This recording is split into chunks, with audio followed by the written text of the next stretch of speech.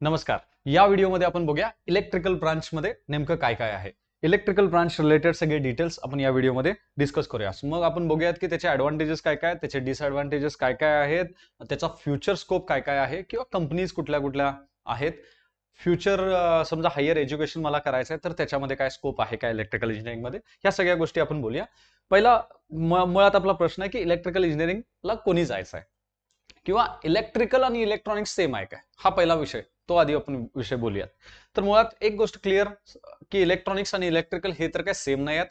Electronics म्हणलं की हा थोडंसं आमचा स्मार्ट डिव्हायसेसच्या रिलेटेड जातोय, म्हणजे कॉम्प्युटर सायन्स, जे कॉम्प्युटरचे प्रोग्रामिंग आम्ही करतोय ते ज्या डिव्हायसेस मध्ये आम्ही स्टोअर करतोय त्या डिव्हायसेसचं मॅन्युफॅक्चरिंग म्हणजे आमची इलेक्ट्रॉनिक्सची ब्रांच आहे. ओके. इलेक्ट्रॉनिक्स नंतर आणि इलेक्ट्रॉनिक्सच्या आधी, इलेक्ट्रिकलच्या आधी यांच्यामध्ये एखादी ब्रांच येते ती म्हणजे इन्स्ट्रुमेंटेशन इंजिनिअरिंग. इन्स्ट्रुमेंटेशन आणि इलेक्ट्रिकल ह्या थोड्याशा अंडर रेटेड ब्रांचेस आहेत असं मी म्हणेन. त्याचं रिझन म्हणजे आमच्या इंजिनिअरिंग मध्ये जो काही इलेक्ट्रिकलचा इन्स्ट्रुमेंटेशनचा सिलेबस आहे हा फारसा अपडेट काय झालाच नाही. म्हणजे वर्षानुवर्ष आम्ही जे शिकत आलोय किंवा जे आमचे वडील लोक शिकलेत त्याच गोष्टी आम्हाला अजून देखील शिकवल्या जातात आमच्या इलेक्ट्रिकल ब्रांचमध्ये. म्हणजे याच्यामध्ये ट्रेंडनुसार जेवढं अपडेशन व्हायला पाहिजे होतं किंवा आजकाल जो काय ट्रेंड आहे आपला एआयच्या रिलेटेड, ऑटोमेशनच्या रिलेटेड, तो काय ट्रेंड इलेक्ट्रिकलमध्ये आणलाच नाही. सो त्यामुळे इलेक्ट्रिकल ही ब्रांच मी म्हणेन खरं तर थोडीशी अंडर रेटेड आहे, कारण सिलेबस अपडेट नाही आहे. मग जायचं कोणी, समजा ज्याला कॉम्प्युटर सायन्स म्हणजे प्रोग्रामिंग मध्ये इंटरेस्टच नाही आहे, इलेक्ट्रॉनिक्स करायचंच नाही आहे कारण ते छोटे छोटे डिव्हायसेस जे काय असणार आहेत, मायक्रो कंट्रोलर, मायक्रो प्रोसेसर यांच्यामध्ये इंटरेस्ट नाही आहे. मेकॅनिकल ब्रांच नको आहे, मेकॅनिकल मध्ये मशीनच्या रिलेटेड काय करायचं नाही. मशीनचा खरं तर विषय इलेक्ट्रिकल मध्ये पण येईल, पण मेकॅनिकलच्या रिलेटेड आम्हाला काय करायचं नाही आहे. सिव्हिल इंजिनिअरिंग आम्हाला इंटरेस्ट नाही आहे, कन्स्ट्रक्शन मध्ये आम्हाला उतरायचं नाही आहे, केमिकल आम्हाला नकोच आहे. अशा सगळ्या ब्रांचेस ज्या आहेत आमच्या, त्या सगळ्या ऑप्ट आउट झाल्यानंतर शिल्लक राहणारी ब्रांच आहे आमची इलेक्ट्रिकल. ओके. इलेक्ट्रिकल ही ब्रांच अशी आहे की ज्याच्यामध्ये सगळ्यात जास्त गव्हर्नमेंट जॉबच्या अपॉर्च्युनिटीज आहेत. खरं तर गव्हर्नमेंट जॉब्स म्हणलं की हा परत आणि विषय येतोय की तुम्ही एक्झामिनेशन द्यायला पाहिजे गव्हर्नमेंटच्या जॉबसाठी. जी काय आहे एक्झामिनेशन थ्रू तुमचं सिलेक्शन आहे. असं नाही आहे की बाबा मी ब्रांचला ऍडमिशन घेतलं की मला गव्हर्नमेंट जॉब मिळाला, असं तर होत नाही. पण हा, तुम्ही अभ्यास केलात तर तुम्हाला गव्हर्नमेंट जॉब्स मिळायचे चान्सेस इलेक्ट्रिकल इंजिनिअरिंग मधून सगळ्यात जास्त आहेत. आता याच्यातल्या ऍडव्हान्टेजेसच्या बाबतीत बोलायचं म्हणलात तर ही ब्रांच मुळात लेस कॉम्पिटिशन असणारी ब्रांच आहे. कारण सगळ्याच कॉलेजेसमध्ये तुम्ही बघितलात तर कॉम्प्युटर सायन्सचा आम्हाला इंटेक खूप सारा वाढवलेला दिसतोय. हो, कॉम्प्युटर सायन्स आहे, एआय आहे, एमएल आहे, डीएस आहे ना, किंवा आता मिक्स करून एआय एमएल ब्रांचेस वगैरे तयार केलेत. इलेक्ट्रॉनिक्समध्ये इलेक्ट्रॉनिक्स आहे, इलेक्ट्रॉनिक्स टेलिकम्युनिकेशन आहे, इलेक्ट्रिकल अँड इलेक्ट्रॉनिक्स नावाची एक ब्रांच आहे जी की चांगली आहे इलेक्ट्रिकल रिलेटेड. बट त्या ब्रांचेसमध्ये काही ना काही तुम्हाला सब ब्रांचेस बघायला मिळतील. तसं इलेक्ट्रिकल मध्ये नाही आहे. इलेक्ट्रिकल ही एकच कोर ब्रांच आहे आणि मी म्हणलं की याच्या रिलेटेड मग इन्स्ट्रुमेंटेशन पण खूप कमी कॉलेजेसमध्ये आहे. इलेक्ट्रिकल अँड इलेक्ट्रॉनिक्स ब्रांच आहे पण खूप कमी कॉलेजेसमध्ये आहे. म्हणजे जेवढा आमचा क्राऊड सीएस कॉम्प्युटर सायन्सच्या रिलेटेड दिसतोय तेवढा तर आम्हाला इलेक्ट्रिकलचा दिसत नाही. सो इथं लेस कॉम्पिटिशन आम्हाला बघायला मिळते. त्यानंतरचा विषय आहे की स्टार्टअप पोटेन्शियल याच्यामध्ये काय आहे काय. हा, आमचे बरेचसे आता आम्ही मित्र बघतोय की जे इलेक्ट्रिकल इंजिनिअरिंग केलेत आणि स्टार्टअप मध्ये ते उतरलेत. मग स्टार्टअप कशाच्या रिलेटेड आहे, तर स्टार्टअप आहे सोलार पॅनलच्या इन्स्टॉलेशनच्या रिलेटेड. मग आता बरंचसं खरं तर हा ट्रेंड थोडासा कमी झाल्यासारखा वाटतोय, बट आला त्यावेळेस खूप चर्चेच होता की बऱ्याच ठिकाणी solar panels through electricity generate करणं, है ना, रिन्युएबल एनर्जी ज्याला आपण म्हणतोय. सो मग ते होम इन्स्टॉलेशन असेल, इंडस्ट्रियल इन्स्टॉलेशन असेल किंवा होम आणि इंडस्ट्री मधले ऑटोमेशनच्या रिलेटेड असेल इलेक्ट्रिकल इंजिनिअरिंग, किंवा इलेक्ट्रिकल मेंटेनन्सच्या रिलेटेड काहीतरी स्टार्टअप चालू करायचं तुम्हाला. मग इंडस्ट्री मधले डिव्हायसेसचे मेंटेनन्स असेल किंवा होम ऍप्लिकेशन्स मधले डिव्हायसेसचा मेंटेनन्स असेल त्या रिलेटेड, किंवा एनर्जी ऑडिटची एखादी तुम्हाला काय म्हणूयात एखादं ऑफिस तुम्ही चालू करताय ज्याच्या थ्रू तुम्ही हाताखाली लोक ठेवलाय आणि एनर्जी ऑडिट्स करून देताय इंडस्ट्रीचे. मग या रिलेटेड ह्या गोष्टी करता येतात, ह्या स्टार्टअपच्या अंडर येतील. दिस कॅन बी डन. म्हणजे हे तुम्हाला करायची इच्छा असेल या रिलेटेड बिझनेस स्टार्टअप, ओके, तुम्ही जाऊ शकताय. पीएसयूज वाया गेट हा सगळ्यात चांगला विषय आहे इलेक्ट्रिकल ब्रांचचा. म्हणजे सगळ्यात मोठा मी ऍडव्हान्टेज हाच म्हणेन की याच्यामध्ये पीएसयू थ्रू गेट खूप साऱ्या ओपनिंग्स आहेत. मग बेल असेल, इस्रो असेल, डीआरडीओ असेल किंवा गेल, बीएसएनएल, बऱ्याचशा कंपनीज आहेत की ONGC सारख्या कंपनीज की ज्याच्यामध्ये तुम्हाला गेट एक्झाम थ्रू जाता येत. गेट एक्झाम तुम्ही द्या, गेट एक्झाम मध्ये रिजनेबल स्कोअर करा तुम्ही आणि त्या स्कोअर वरती तुम्हाला डायरेक्ट जॉब ऑपॉर्च्युनिटीज मिळतील. सो रेल्वेजमध्ये वगैरे बरेचसे जॉब ऑपॉर्च्युनिटीज याच्यामध्ये मिळतात तुम्हाला. गव्हर्नमेंट सेक्टर्स मधले जॉब म्हणलात तर हे सुद्धा PSU पब्लिक सेक्टर युनिट्सच आहेत म्हणा, पण गव्हर्नमेंटमध्ये स्पेशली इंडियन रेल्वेज आहेत किंवा IAS एक्झाम आहे. IAS एक्झाम थ्रू तुम्ही जाऊ शकताय. इंडियन इंजिनिअरिंग सर्व्हिसेस ज्याला आपण म्हणतोय ते देखील देऊन तुम्ही जाऊ शकताय. अरे हे सगळ्यात स्टेट इलेक्ट्रिसिटी बोर्ड, बऱ्याचशा स्टेटचे इलेक्ट्रिसिटी बोर्ड्स आहेत, प्रत्येकाचे आहेतच. स्टेट इलेक्ट्रिसिटी बोर्डला तुम्हाला जॉब ऑपॉर्च्युनिटीज आहेत. ओके, गव्हर्नमेंट जॉब मिळाला म्हणजे मी म्हणेन की हे पण कसं आहे, थोडंसं आयुष्य तुमचं कमी त्रासाचं होऊन जाईल. प्रायव्हेट सेक्टरमध्ये जॉब म्हणलात की तुम्हाला कायम अपडेट राहायला लागते, कायम तुम्हाला पळत राहायला लागेल, अपडेट व्हायला लागेल.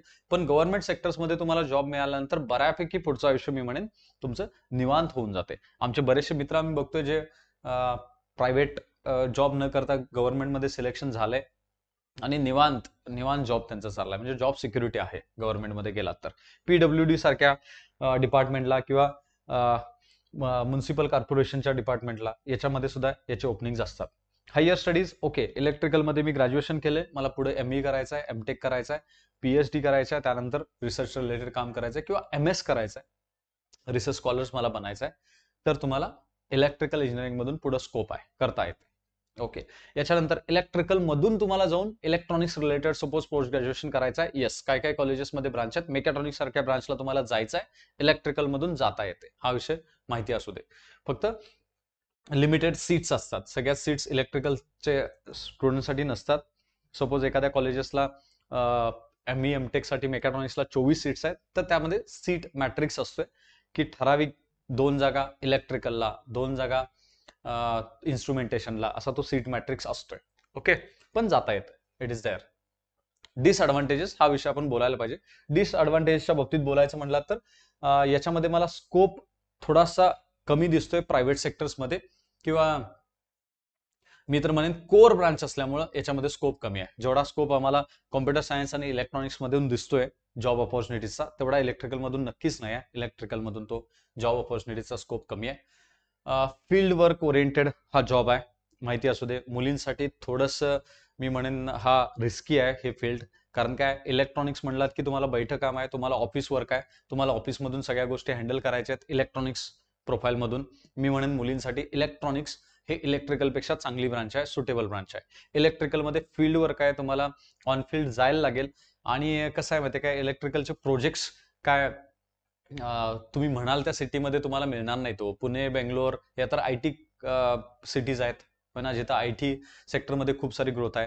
इलेक्ट्रिकलचे प्लांट्स म्हणलात तर मग हे रिमोट प्लेसेसला असतात, तिथं जाऊन तुम्हाला ते तुमची जी काय ती ड्युटी करावी लागेल. सो फील्ड वर्क ओरिएंटेड हा जॉब आहे, हे सगळ्यात मोठं काम आहे. हे मुलांसाठी थोडंसं सुटेबल आहे मी म्हणेन, मुलींसाठी थोडंसं रिस्की आहे. रिस्की इन द सेन्स तेवढं सूट होत नाही हो रिमोट प्लेसेसला मुलींनी जाऊन काम करणं, आपल्याकडचं कल्चर तसं नाही आहे. त्यानंतर लोअर इनिशियल पॅकेजेस तुम्ही जर कम्पेअर केला CS आणि इलेक्ट्रॉनिक्स सोबत, तर मग याला पॅकेजेस पण तुम्हाला कमी भेटतील. हा, पण तुम्हाला मी म्हटलं गव्हर्नमेंट जॉब मिळाला की तुमची लाईफ सिक्युअर्ड आहे, बऱ्यापैकी सिक्युअर्ड आहे. लॅक ऑफ सॉफ्टवेअर स्किल्स, बरेचसे मी माझे मित्र बघतोय, मी विचारलं मुलांना की बाबा, किंवा काही मुलं जे आहेत इलेक्ट्रिकल इंजिनिअरिंग केले, की तुम्हाला नेमका प्रॉब्लेम काय येतोय, तर त्यांचं मत हेच आहे की सर आम्हाला सॉफ्टवेअर स्किल बऱ्यापैकी शिकवले जात नाहीत. हा ठीक आहे, मॅटलॅब, PLC, स्कॅडा सारखे कोर्सेस आम्हाला आहेत, पण तेवढ्या डिटेलमध्ये आम्हाला शिकवले जात नाहीत. मग आम्ही ते एक्स्ट्रा कुठेतरी कोर्सेस असतील ते एक्स्ट्रा आम्ही ऍडिशनल कोर्सेस करतोय. हा, ते केल्यानंतर मग आम्हाला काही कंपन्यांमध्ये इंटरव्ह्यूसाठी वगैरे अलाव केलं जाते, पण हे आम्हाला करायला लागते. ओके, म्हणजे जरी तुम्ही कोर इलेक्ट्रिकल मध्ये असाल बाळांनो, तरी सुद्धा तुम्हाला प्रोग्रामिंग रिलेटेड नॉलेज घ्यायला लागेल. मग ते तुमचं मॅटलॅबचं असेल, PLCचं असेल, स्कॅडाचं असेल, पायथनचं असेल, हे सगळे लँग्वेजेस आहे, या तुम्हाला लर्न करायलाच लागतील.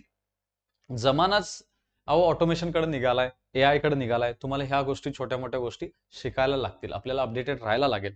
मी म्हणतो कोर मेकॅनिकल घेतलात तरी तुम्हाला फक्त मेकॅनिकल मेकॅनिकल म्हणून चालत नाही हो, त्याच्यासोबत तुम्हाला थोडंसं सॉफ्टवेअर रिलेटेड नॉलेज हे घ्यावंच लागते. ओके, सो ह्या गोष्टी माहिती असू देत. टॉप कंपनीज, बऱ्याचशा कंपनीज आहेत, जेवढ्या इथं बसतील तेवढ्याच मी एनलिस्ट केलेत, पण खूप साऱ्या कंपनीज आहेत इलेक्ट्रिकलमध्ये जॉब्स देणाऱ्या. जरी लिस्ट मोठी असली तरी अपॉर्च्युनिटीज कमी आहेत, हा पण विषय सायमल्टेनियसली डोक्यात असू दे. ॲव्हरेज पॅकेजेसच्या बाबतीत बोलायचं म्हणलं, जे फ्रेशर्स ह्या मागच्या 2 वर्षातला डेटा आहे त्याच्यावरून ॲव्हरेज काढलेला गोष्ट मी सांगतोय. कोर इलेक्ट्रिकल थ्रू जे काही सिलेक्शन्स होते ते 3 to 5 lakhs एवढं आम्हाला बघायला मिळते पर ॲनम. PSU मध्ये हे 8 ते 12 लाखाच्या आसपास इलेक्ट्रिकलमधून जॉब ऑपॉर्च्युनिटीज आहेत. PSU हा इलेक्ट्रॉनिक्समधून सुद्धा PSUच्या रिलेटेड जाता येते. 8 ते 10 लाखाच्या आसपास पॅकेज आहे. इलेक्ट्रिकलमध्ये 8 ते 12 लाखाच्या आसपास पॅकेज आहे. MBA, MS किंवा ME, MTech रिसर्च रिलेटेड तुम्ही काम केलंय, हा हे पॅकेज जरी मोठं दिसत असलं तरी सुद्धा कॉलेज नक्कीच तुम्हाला मॅटर करते की कुठल्या कॉलेजमधून तुम्ही MBA पासआउट होताय किंवा MS पासआउट होताय किंवा ME, MTech करताय, ही गोष्ट मॅटर करते. हा फ्युचर ट्रेंडच्या रिलेटेड बोलायचं म्हणलं तर फ्युचर ट्रेंड नक्कीच आम्हाला दिसतंय की रिन्युएबल एनर्जीच्या रिलेटेड इलेक्ट्रिकल इंजिनिअरिंग हे घेऊन जाणार आहे पुढे जाऊन आम्हाला. मग ते सोलार असेल, विंड असेल, सोलारच्या रिलेटेड बरंचसं काय काय काम चाललंय सध्या. इलेक्ट्रिकल व्हेकल्स हा तर एकदम डेलिकेट विषय आहे सध्याचा. चार्जिंग इन्फ्रास्ट्रक्चर, अरे हे तर होणारच आहे, दिसतंयच आपल्याला की पुढच्या येणाऱ्या काही वर्षात चार्जिंग इन्फ्रास्ट्रक्चर याच्या रिलेटेड किंवा बॅटरी रिलेटेड काम बरंचसं होणार आहे. सो इलेक्ट्रिकलमध्ये त्या रिलेटेड मला स्कोप दिसतोय. इलेक्ट्रिकल व्हेकल्सच्या रिलेटेड खूप जास्त स्कोप दिसतोय. मी तर म्हणेन तुम्ही ऑटोमोबाईल करण्यापेक्षा इलेक्ट्रिकलमध्ये इंजिनिअरिंग करून पुढं ऑटोमोबाईलच्या रिलेटेड काहीतरी कोर्स करणं कधीही बेटर, म्हणजे त्यामध्ये अपॉर्च्युनिटीज तुम्हाला कदाचित जास्त मिळतील. ओके, त्यानंतर ऑटोमेशन अँड इंडस्ट्री 4.0 या रिलेटेड पण बघून घ्या. हा सुद्धा एक विषय आहे की जो आता अपडेट होणारच आहे, अपडेट होतोयच इंडस्ट्री 4.0.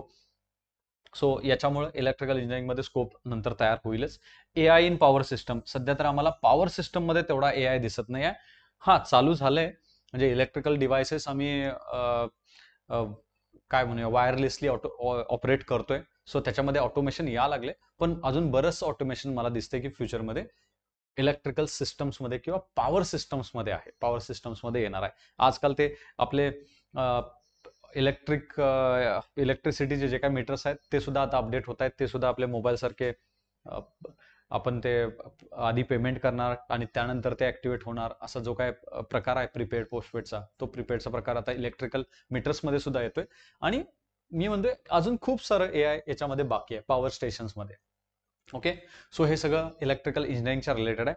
इलेक्ट्रॉनिक्स रिलेटेड पण तुम्ही जर व्हिडिओ बघितला नसाल, इलेक्ट्रॉनिक्सच्या रिलेटेड पण व्हिडिओ बघून घ्या, म्हणजे इलेक्ट्रिकल इलेक्ट्रॉनिक्स दोन्ही मधला तुम्हाला डिफरन्स समजून जाईल आणि तुम्हाला ब्रांच चूज करायला सोपं जाईल. Okay, thank you very much.